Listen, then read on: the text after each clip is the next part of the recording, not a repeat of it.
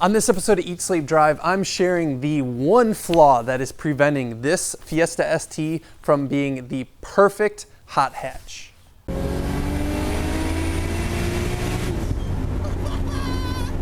What is going on, guys? Welcome to another episode of Eat, Sleep, Drive. I'm standing here in this lovely rain because that's all it does in the Midwest anymore. Now it's just rain. And I want to talk to you guys about my Fiesta ST that I've had for about a month and a half now, put around 2,000 miles on it. I absolutely love this car as a daily driver. It's been serving me great. I have so many wonderful things to talk to you guys about with it, but there is one thing that is absolutely driving me nuts about this car, and it's preventing it from being so amazing. So before we get to that, I want to talk about the things that make it so good. The first thing that makes this car so good is this little 1.6 liter engine. This thing is an absolute torque monster for its displacement and being only a 4-cylinder. It has torque all over the place, and I think it really feels every bit of the 200 horsepower and 200 pound-feet of torque that it supposedly produces. It feels every last bit of that. Now, not only does it produce good power all over the place, but it actually sounds pretty good. It's got this little growl to it, which is quite welcome for such a low displacement 4-cylinder. It sounds really quite good. And it also returns pretty good fuel economy. I have been driving this car pretty hard, enjoying it, and I've been getting 28 miles to the gallon. This little engine, let's go through a couple gears here. First, nope. Second, nope. Third, still struggling for grip. What a ridiculous 1.6 liter engine. Now, granted, it's a little wet outside. I'm being stupid with a throttle and just stabbing it. But I mean, this thing has torque for days for a 1.6 liter engine. Now, you drive cars or you see stat sheets of cars like the BRZ or FRS that have, a similar engine output. They have 200 horsepower or whatever. It doesn't feel the same, and that's because this engine has torque. This car feels way faster than it is. The 0 to 60 is not like a super impressive number, but it feels way quicker than that. And this little engine is just small but mighty. I love it. While we're in here, let's talk about this gearbox, because the gearbox is another fantastic thing about this car. First of all, they got it right because it's a 6-speed manual. That's great. I have nothing against automatics. I don't hate on people who drive automatics. That is totally fine. But for me, and especially a car like this, I want a manual. So they got that right.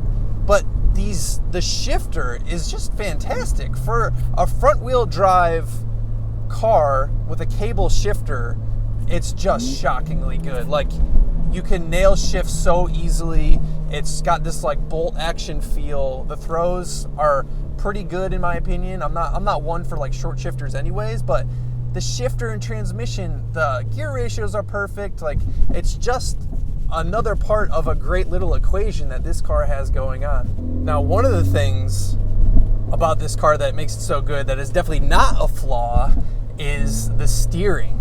This steering is super quick and accurate. I don't know what it is lock to lock, but it turns in so well. I'm just amazed every time I take this thing for like a spirited run. It's really quick and accurate, and what I like about it is that it does, even though it's electronic rack, it still is giving me some feel back through this wheel. I'm not left guessing as to what the tires are doing. For a little $20,000 Fiesta, this steering is unbelievable.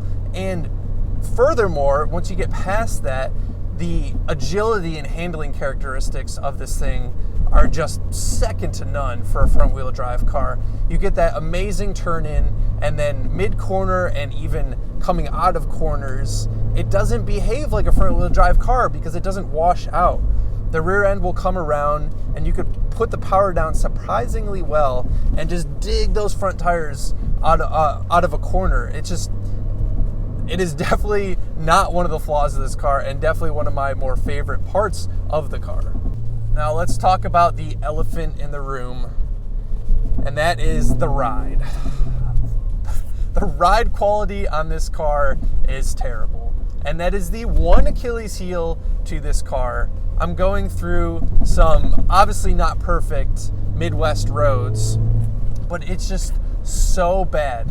And I don't want to hear any of this bullshit about, well, you know, it's a sporty car, you're supposed to deal with it, be a man, and firm suspension. That is total bullshit. And here's two reasons why. Number one, for a firmer ride does not necessarily mean the car is going to be faster. Like, that's just a misnomer. Some people think that the firmer your suspension gets, you can rock hard and you're going to go faster. That's not necessarily true. There is definitely a balance there, and the suspension does not need to be this firm.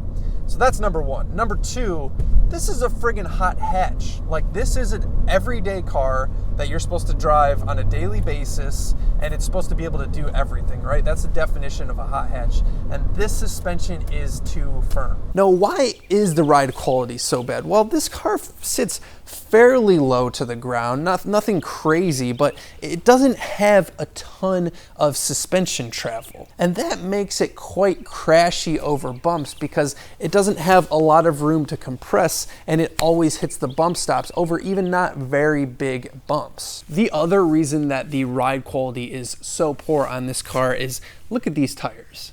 These are rubber bands. These are 17-inch wheels on this tiny car, and these are rubber band tires. There's no give here in these tires. Now, granted, these are Firestone Indy 500, like summer only, high performance tires, so that has some to do with it. But look, I don't care what tire you have. When you only have that much sidewall, you are going to have a rough ride. So if I were going to fix this car and make it perfect, I think the first thing that I would do is downsize the wheels. I think I would go to 16 so I can get more sidewall, a little more give in the tire. I would also get a different suspension. I believe Koni makes some pretty quality shocks for this.